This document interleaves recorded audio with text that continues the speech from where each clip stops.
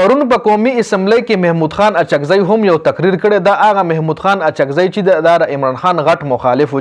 خو د چې پرون کوم تقریر کړی و تاسو اورئ نو یقینا تاسو له پته ولګي چې د عمران خان څومره هم مخالفینو هغه د عمران خان په طرف شوي دي. پرون د عمران خان غټ مخالف محمود خان اچکزی ویلي دي چې قومي اسمبلی کې به موږ یو قرارداد پیش کوو، یو قرارداد به راوستل غواړي چې په هغه قرارداد کې به موږ عمران خان رها کوو، سره د هغه د ملګرو قرارداد به پیش کوو چې عمران خان سره د ملګرو دی رها شي. د هغه محمود خان د چې کوم د پی ډی ایم د حکومت حصه وه. محمود خان اچکزی خو ویلي دي چې زه هغه پنجابیانو، سندیانو، بلوچیانو او پښتنو ته سلام کوم کوم چې ټول پلانونه ناکامه کړل او عمران خان په یو غټ منډیټ باندې پاس کو. چونکې د عمران خان مخالفینو وایي دا پلانونه جوړ کړي ای مخکې نه خپلې عهدې تقسیم کړې وي چې فلانې به صدر وي، فلانې به وزیر اعظم وي، فلانې به سپیکر وي، فلانې به دا وي. دا مخکې نه هغوی ټول عهدې تقسیم کړې وي. خو د پاکستان چې څومره هم عوام دي، که پنجابیان دي، سندیان دي، بلوچیان دي، پښتانه دي، نو هغوی له زه سلام پیش کوم چې عمران خان په دومره غټ منډیټ باندې پاس کو. محمود خان اچکزی په خپل تقریر کې دا هم ویلي چې یو قرارداد به دې دپاره هم راوستل پکار وي چې څومره هم د پاکستان ایجنسیانې دي